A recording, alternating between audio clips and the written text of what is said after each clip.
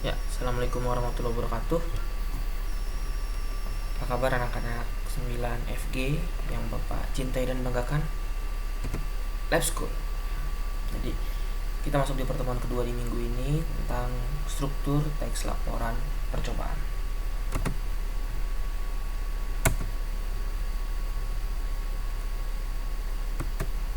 Ya. Strukturnya apa aja? Ini yang pertama ada pernyataan umum, ya, membahas hal-hal umum dari objek yang akan diuji cobakan menggunakan kata kopula. Nah, ini berarti di sini harus kamu tahu pernyataan umum ada kopula. Kata kopula ada apa aja? Ada apa aja kata kopula? Ada adalah, ialah, merupakan. Jadi misalnya kamu mau membahas gitu ya, membahas tentang boraks gitu, makanan mengandung borak, maka boraks adalah gitu, makanan pewarna adalah, dan lain-lain. Makanan ini merupakan apa gitu ya, itu maka disebutnya kata kopula. Lalu uraian itu menjabarkan proses dalam teks laporan percobaan. Itu dalam laporan percobaannya akan ada tadi, akan dijabarkan pada bagian uraian. Nah, di uraian itu ada apa aja sih?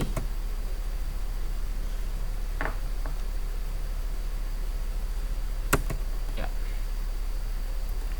uraian itu yang pertama ada alat dan bahan. Ya, ada langkah-langkah. Oh, ini yang sebentar. Yang pertama alat dan bahan. Ya. Alat itu apa sih? Alat itu adalah benda ya, benda yang digunakan. Nah, bahan itu apa? Bahan itu bisa berupa produk atau yang bisa habis setelah percobaan, yang dapat habis. Langkah-langkah udah tau lah ya, pertamanya ngapain, langkah pertama ngapain, berurutan, harus urut. Lalu ada hasil, jadi ini kalau diurut 1, 2, 3, 4. Oke, hasil ini pasti nyambung ke sini ya, baru nanti disimpulkan. Ingat, dalam setiap percobaan itu nggak harus berhasil, yang penting harus jujur. Jadi kalau kamu melakukan sebuah percobaan dan gagal, tidak masalah. Yang penting kamu harus tetap jujur ya, harus tetap memegang teguh prinsip itu. Ini ada juga di buku kalian kok ya, Bapak ambilnya di buku Platinum.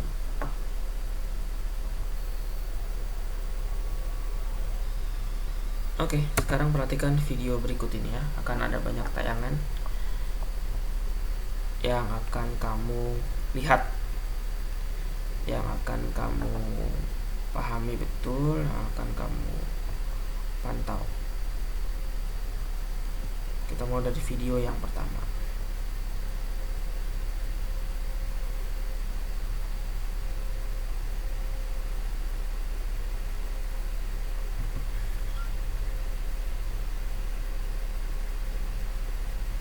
Ini yang lagi hotnya ya, tentang rapid test dan Kenapa swab sih takut test. rapid test? Kalau rutin rapid test kan kita semua juga bisa menjaga orang-orang tercinta ya, karena ini jadi deteksi awal. Nah, pemerintah melalui gugus tugas percepatan penanganan COVID-19 dan dinas terkait menggelar rapid test sejumlah tempat seperti di pasar tradisional ataupun tempat berkumpul warga lainnya. Sayangnya nih, seperti yang tadi Anda lihat, masih banyak warga yang enggan untuk mengikuti rapid test, entah karena takut atau mungkin belum mengerti apa sih rapid test itu. Nah, saya akan coba untuk mengingatkan kembali tentang manfaat dan pentingnya rapid test khususnya dalam penanganan COVID-19. Siapa sih yang nggak mau ya COVID-19-nya segera reda di Indonesia? Ayo kita harus lakukan secara bersama-sama nih, dan juga butuh kerjasama semua. Jangan takut rapid test. Yang paling pertama, rapid test itu apa sih? Rapid test itu ya tes cepat sebagai langkah awal identifikasi. Tadi seperti yang saya sudah sebutkan, langkah awal identifikasi. Rapid test ini menggunakan pengambilan sampel darah. Kenapa dari darah? Karena dalam darah itu kan ada yang namanya antibodi ya. Nah, antibodi itu diambil dari darah tersebut. Kemudian sampel diteteskan di alat cepatnya, bentuknya seperti ini. Mungkin kalau ibu-ibu tahu gitu ya, bentuknya kayak test pack gitu, cuma agak lebih besar. Nah, terus untuk cairan reagennya diteteskan nih. Setelah darah diteteskan dalam alat tersebut, terus juga ada cairannya diteteskan di sana.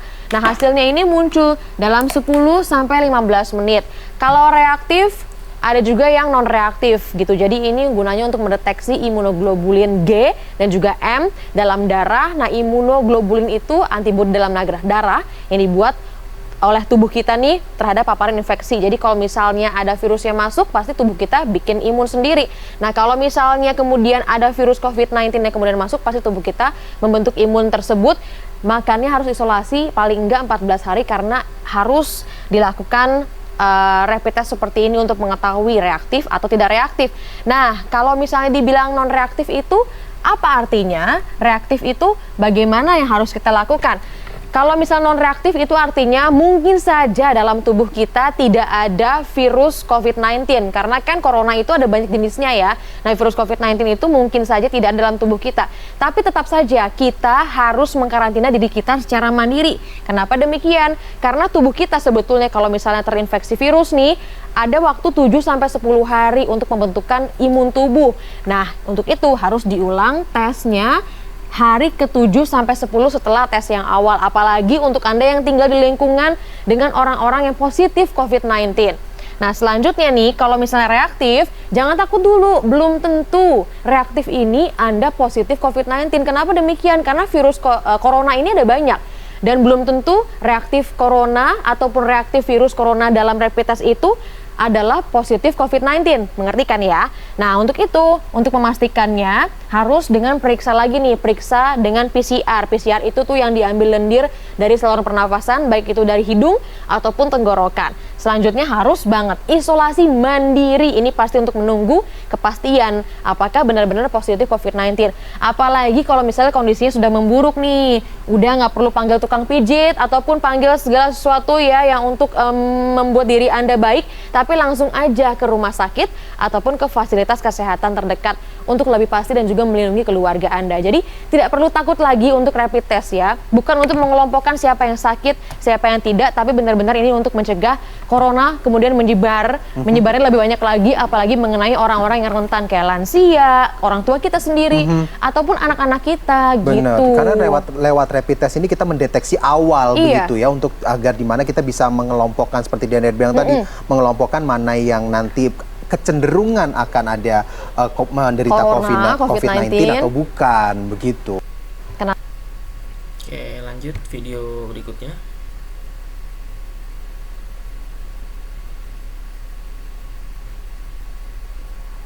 Diprioritaskan kepada 3 golongan utama. Yang pertama, memiliki riwayat kontak dengan pasien dalam pengawasan, dan yang kedua, memiliki riwayat kontak dengan pasien yang terkonfirmasi positif COVID-19, dan yang ketiga, orang dalam pemantauan atau ODP.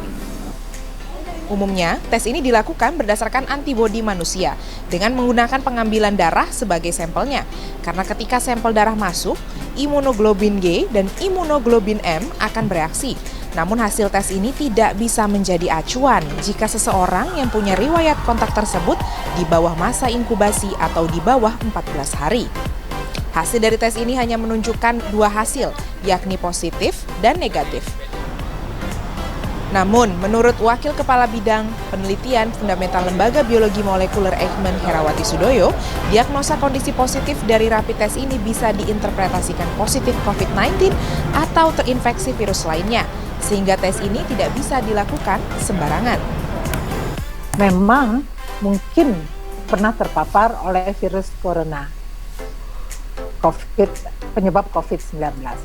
Tapi bisa juga dia bereaksi silang dengan virus-virus lain sehingga positif.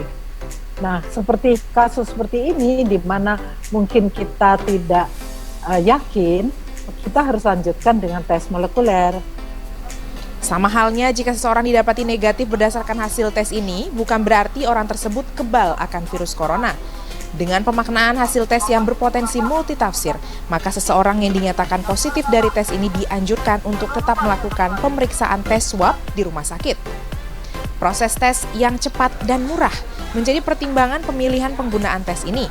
Namun, masih disarankan untuk dilengkapi dengan tes molekuler agar keakuratannya bisa teruji. Dengan adanya keterbatasan dan prioritas golongan untuk mengikuti rapid test ini, maka seseorang tetap dihimbau untuk tetap dalam rumah, baik untuk bekerja atau belajar, dan menjaga imunitas tubuh. Nora Spasia, Fikri Adin, Jakarta. Ya, tadi setelah jangan takut, mengenal, nah sekarang ternyata ada polemiknya loh. Kita lihat dulu ya polemiknya.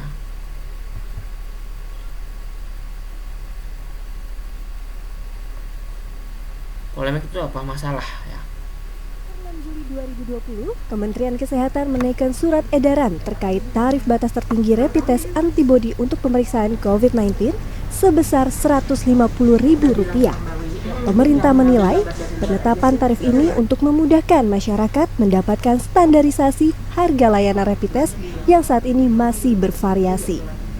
Kebijakan ini pun menuai kritik dari manajemen Rumah Sakit Islam Pondok Kopi, Jakarta. Pihak manajemen menyebut tarif Rp150.000 yang ditetapkan pemerintah dinilai tidak realistis karena tarif tersebut tidak menutup seluruh beban biaya pelayanan. Dan kami juga tidak sembarangan untuk memilih reagen ini dengan harga 165, di atas antara 165-200. Dengan harga segitu mungkinkah kami menjual 150? Sementara pemeriksaan itu bukan hanya untuk pemeriksaan rapid test aja. Maka usulan kami adalah tolong pemerintah nyiapin dulu reagensi yang harganya murah tapi kualitasnya bagus gitu. Jadi tolong adain dulu, baru kita kita siap.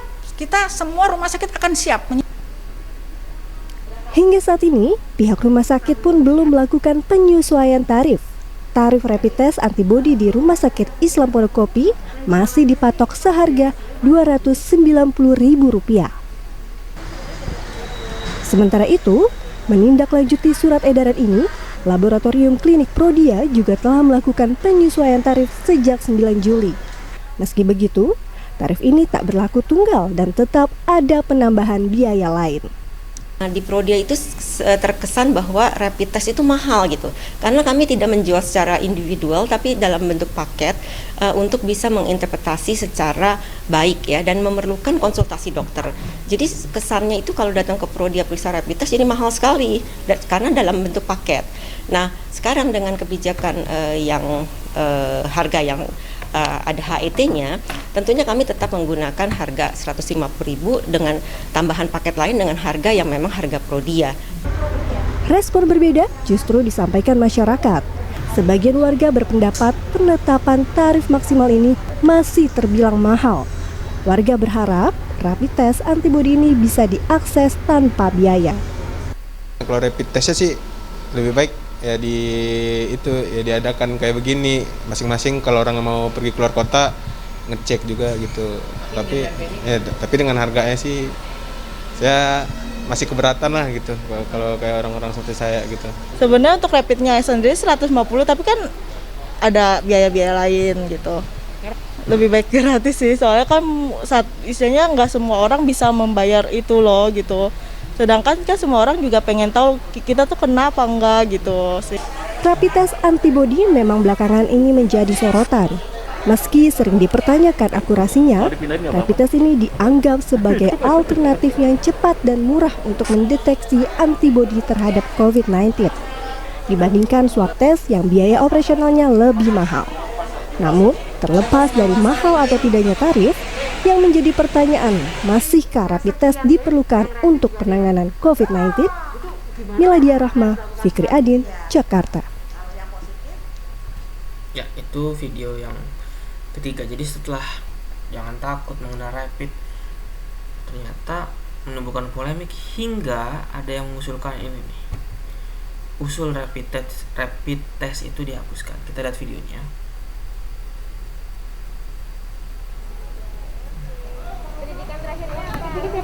Pelaksanaan rapid test sudah menjadi pemandangan umum di Indonesia selama pandemi COVID-19 ini. Aktivitas ini biasa terlihat di berbagai tempat, seperti di pasar, terminal, dan tempat publik lainnya, baik yang bersifat gratis maupun berbayar.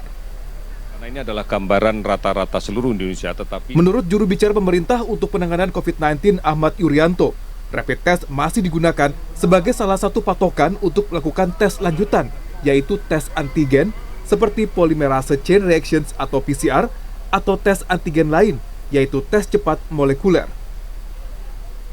Oleh karena itu, saudara-saudara sekalian, upaya menegakkan diagnosa tetap berbasis pada pemeriksaan antigen, yaitu pemeriksaan menggunakan PCR real time atau TCM.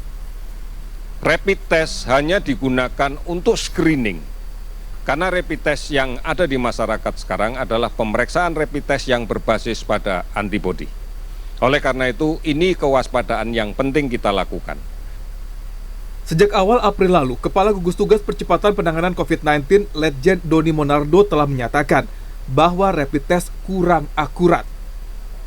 Tingkat akurasi rapid test hanya sekitar 30%. Rapid test bekerja dengan memeriksa antibodi dalam darah seseorang. Antibodi itu akan muncul selama dan setelah masa infeksi virus. Padahal sebelum infeksi, ada masa inkubasi selama 7 hari, di mana seseorang sudah bisa menularkan virus corona. Karena alasan itulah, pengajar di Fakultas Kesehatan Masyarakat Universitas Indonesia, Pandu Riono, sangat mendorong penghapusan rapid test di Indonesia. Jadi kalau dites pada saat minggu pertama, itu bisa saja hasilnya non-reaktif atau negatif. Padahal orang itu sudah membawa virus dan menyebarkan. Dianggap non-reaktif. Apalagi algoritma yang dipakai adalah algoritma untuk tes PCR berikutnya adalah yang mereka yang reaktif, mereka yang positif, ya kan? Terus kemudian dilanjutkan dengan PCR. Nah, yang reaktif, kenapa harus dengan PCR? Karena belum tentu dia menularkan, hanya tanda bahwa dia sudah terbentuk antibodi yang menunjukkan riwayat infeksi. Apakah sekarang masih membawa virus? Belum tentu. Gitu. Jadi ini yang membuat saya hasil apapun, baik reaktif maupun non-reaktif, itu tidak ada manfaatnya dalam penanggulangan respon pandemi. Pandu pun menyayangkan adanya komersialisasi rapid test yang sebenarnya tidak bermanfaat. Terlebih lagi, adanya penggunaan rapid test sebagai prasyarat kegiatan seperti bepergian hingga ujian. Terlepas dari semua itu, gerakan 3M, yaitu menggunakan masker, mencuci tangan, dan menjaga jarak, tetap menjadi cara terbaik menghadapi pandemi ini. Gatot Trihardianto, Endra Rizaldi, Jakarta. Oke. Jadi dari yang tadi kita lihat ternyata ada yang mengusulkan rapid test itu dihapus. Kalau gitu, selain rapid test itu ada apa sih? Nah, ternyata ada opsi berikutnya nih, tentang swab test.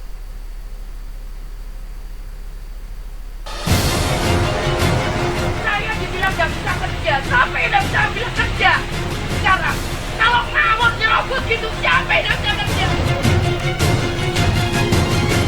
Bisa hidup berdampingan dengan COVID, itulah yang oleh banyak orang disebut sebagai new normal. Melakukan pembatasan sosial demi kesehatan, bukan demi ekonomi. Ekonomi bisa nunggu.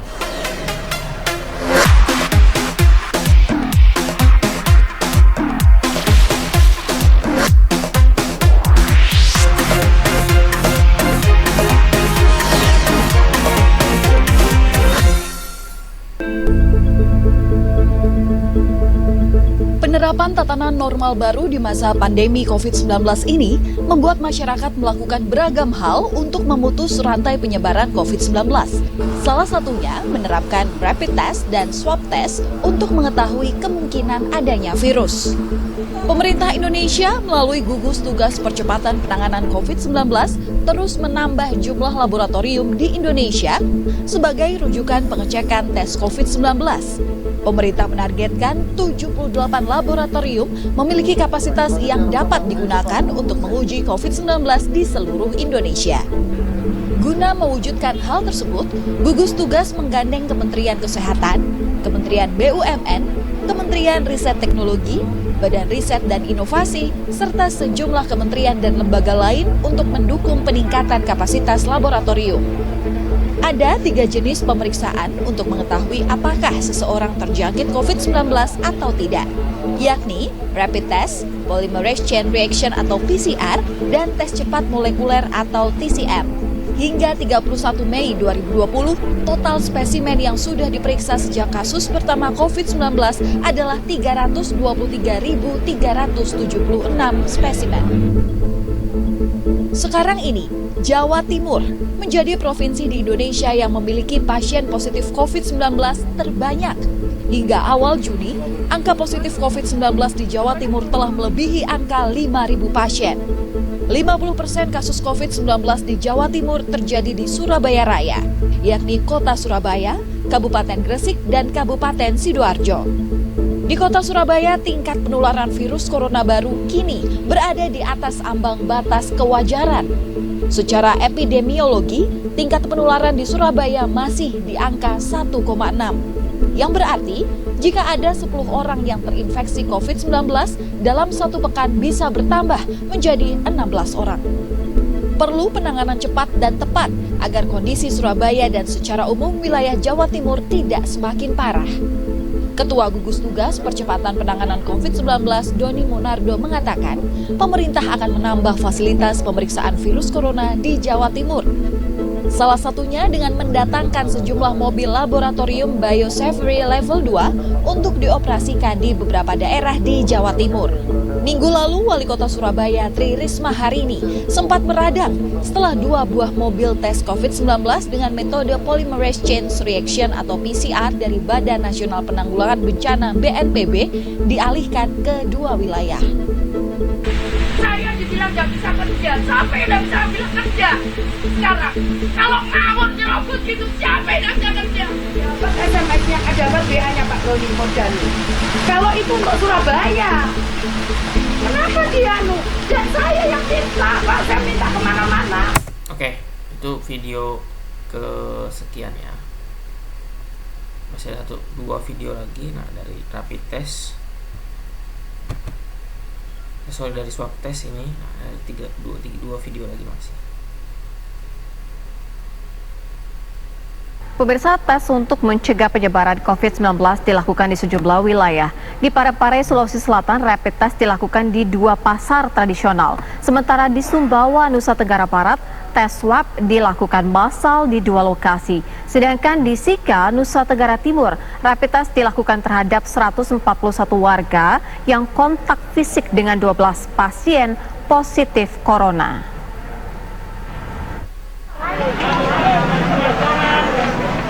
Ratusan pedagang di 2 pasar tradisional di Kota Parepare, Sulawesi Selatan menjalani rapid test setelah ditemukan pedagang di salah satu pasar yang positif COVID-19. 2 tim gugus COVID-19 diturunkan untuk bersamaan melaksanakan rapid test massal di 2 pasar tradisional, yaitu Pasar Sumpang Minangai dan Pasar Labukang. Dari hasil rapid test di 2 pasar tersebut tidak ditemukan adanya pedagang yang reaktif COVID-19. Pemkot merasa perlu untuk melakukan tes massal setelah ada pedagang di Pasar Lakesi yang positif corona. Semua pasar yang di Parepare, alhamdulillah, kedua pasar ini juga negatif. Jadi dari 4 pasar, 3 negatif secara menyeluruh. Hanya pasar Lakesi, pasar semi modern, Lakesi ini dari 46 sampel diambil ada 6 yang reaktif. Nah, kesemuanya itu disebabkan karena di sana terjadi transmisi lokal. Pemerintah Kabupaten Sumbawa, Nusa Tenggara Barat bersama petugas Laboratorium Genetik Sumbawa Teknopark menggelar tes swab massal. Tes swab ini dilaksanakan di 2 lokasi, yakni di halaman kantor Bupati Sumbawa dan di Taman Mangga, Kota Sumbawa Besar. Ratusan pendaftar mengikuti tes swab ini. Bagi warga yang memiliki kendaraan, maka tes swab dilakukan di mobil. Saat ini di Sumbawa, pasien positif corona berjumlah 24 orang, PDP 79 orang, ODP 449 orang, 8 pasien dinyatakan sembuh dan pasien meninggal dunia 1 orang. Apakah sudah standar WHO? Setelah 12 warga Kabupaten Sika, Nusa Tenggara Timur dinyatakan positif corona, gugus tugas COVID-19 Kabupaten Sika melakukan rapid test terhadap 141 orang warga yang kontak erat dengan 12 pasien positif corona. Rapid test dilakukan di 3 kecamatan, yaitu Kecamatan Talibura, Waigete, dan Kecamatan Lela. Rapid test dilakukan langsung di rumah warga untuk memastikan kondisi kesehatan mereka setelah 12 warga yang merupakan penumpang Lembelu positif corona. Jika hasilnya reaktif, maka mereka akan dikarantina terpusat yang disediakan pemerintah kabupaten. Tim TV One mengabarkan. Pemirsa, tes untuk mencegah penyebaran COVID-19. Ini deh video yang terakhir. Belum bosan kan ya?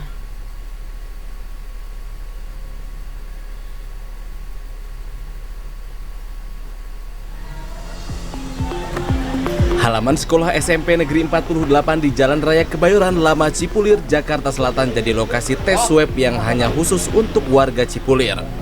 Sejak jam 8 Kamis pagi, 17 petugas medis berpakaian alat pelindung diri APD lengkap sudah mulai pelayanan tes swab. Mereka adalah gabungan petugas medis dari Puskesmas Cipulir 1 dan Cipulir 2. Satu persatu warga yang sebelumnya telah terdaftar oleh kelurahan diambil sampelnya dari hidung dan tenggorokan. Rata-rata warga mengaku senang dengan adanya tes swab ini. Yang bantu banget lah, kalau kita biaya sendiri kan yang kita baca ya, itu harganya ya kalau buat kami ini lumayan tinggi lah gitu loh. Kalau untuk kami ini, kalau ini kan kita gratis, kita bisa tahu kapan kita harus jaga jarak sama orang, benar-benar jaga gitu. Kalau saya gitu aja. Ini kan lebih akurat daripada rapid ya. Jadi ini sangat bagus untuk yang ya tidak punya uang. Jadi kan ini gratis. Bagus sekali. Sehingga yang tadi dibilang kita bisa jaga keluarga kita ketika kita memang nanti mengetahui hasilnya, bisa dilakukan tindakan pencegahan kepada warga maupun keluarga kita. Pihak Puskesmas wilayah Cipulir mengaku melayani tes swab gratis bagi 80 warga Cipulir yang sudah mendaftar. Pertama-tama karena adanya surat edaran dari Kepala Dinas bahwa kita harus melakukan swab massal dari tanggal 4 Juni sampai dengan tanggal 30 Juni. Kita melakukannya kalau untuk di Cipulir ini sudah putaran kedua. Sebelumnya tanggal 10 Juni kita sudah pernah melakukan. Kalau misalnya ditanya target dari dinas itu jumlahnya 60. Tapi karena animo masyarakat yang cukup besar, itu biasanya bisa sampai 80-an, seperti itu. Kalau misalnya ditanya kapan targetnya keluar, kalau yang sudah antara 5 sampai 7 hari, hasil labnya baru keluar. Selain khusus warga Kelurahan Cipulir, mereka yang mendapat pelayanan adalah warga yang baru pulang dari kampung dan memiliki riwayat penyakit seperti diabetes, jantung, dan hipertensi. Teddy Zuhari, Hadi Ahdiana, Jakarta.